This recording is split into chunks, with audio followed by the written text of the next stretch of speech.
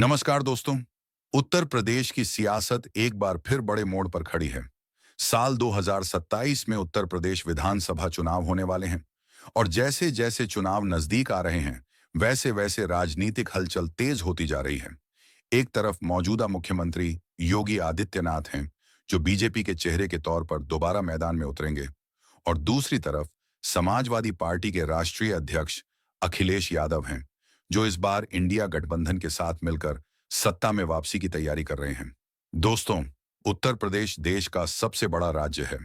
यहाँ की राजनीति सिर्फ यूपी तक सीमित नहीं रहती, बल्कि इसका असर सीधे देश की राजनीति पर पड़ता है।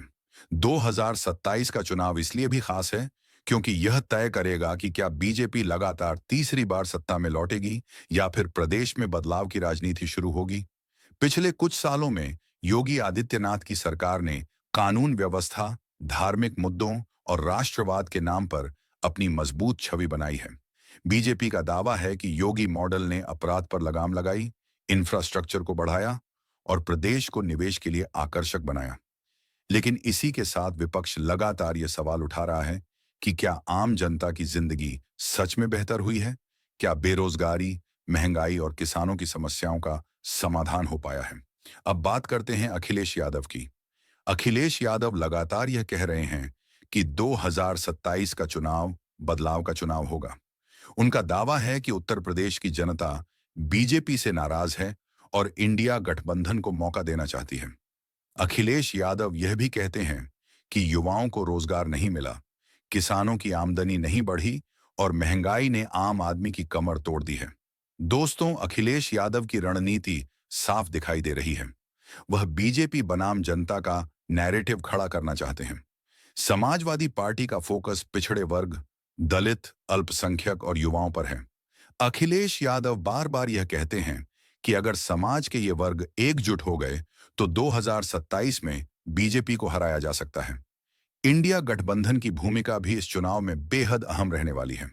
कांग्रेस, समाजवादी पार्टी और अन्य विपक्षी दल अगर जमीन पर सही तालमेल बना पाए तो मुकाबला सीधा और कड़ा हो सकता है।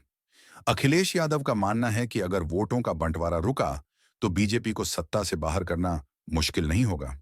दूसरी तरफ योगी आदित्यनाथ के सामने भी चुनौतियां कम नहीं हैं। बीजेपी के लिए सबसे बड़ी चुनौती एंटी इनकम्बेंसी को संभालना है। लगातार कई साल सत्ता में रहने के बाद जनता के एक हिस्से में नाराजगी होना स्वाभाविक है। सवाल यह है कि क्या योगी आदित्यनाथ अपनी छवि और संगठन के दम पर इस नाराजगी को मात दे पाएंगे?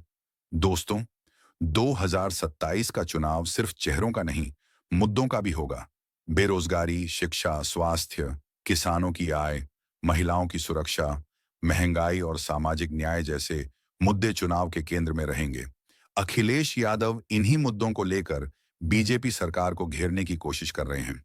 समाजवादी पार्टी का कहना है कि अगर उनकी सरकार बनी तो वे युवाओं के लिए रोजगार, किसानों के लिए राहत और गरीबों के लिए सामाजिक सुरक्षा योजनाओं पर फोकस करेंगे।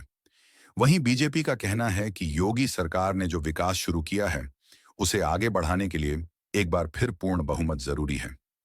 दोस्तों, जमीनी राजनीति की बात करें तो यूपी की राजनीति जातीय समीकरणों के बिना अधूरी है। अखिलेश यादव इसे अच्छी तरह समझते हैं। वह लगातार पीढ़ियों यानी पिछड़ा, दलित और अल्पसंख्यक की बात कर रहे हैं। उनका मानना है कि यही वर्ग 2027 में सत्ता की चाबी तय करेगा। योगी आदित्यनाथ का फोकस हिंदुत्व, राष्ट्रवाद और कानून व्यवस्था पर बना हुआ है। बीजेपी का मानना है कि यही मुद्दे उसे फिर से जीत दिलाएंगे। सवाल यह है कि जनता किस नैरेटिव को ज्यादा मजबूत मानती है, विकास और कानून व्यवस्था को या बदलाव और सामाजिक न्याय को। दोस्तों, 2027 का चुनाव जैसे जैसे नजदीक आएगा, सियासी बयानबाजी और तेज होगी। आरोप प्रत्यारोप बढ़ेंगे, रैलियां होंगी, गठबंधन बनेंगे और टूटेंगे। लेकिन अंत में फैसला जनता का होगा। क्या योगी आदित्यनाथ एक बार फिर मुख्यमंत्री बनेंगे?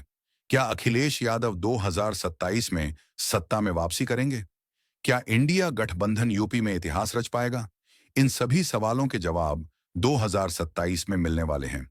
फिलहाल इतना तय है कि उत्तर प्रदेश का चुनाव बेहद दिलचस्प, कड़ा और ऐतिहासिक होने वाला है। जनता किसे चुनेगी, यही आने वाले समय की सबसे बड़ी कहानी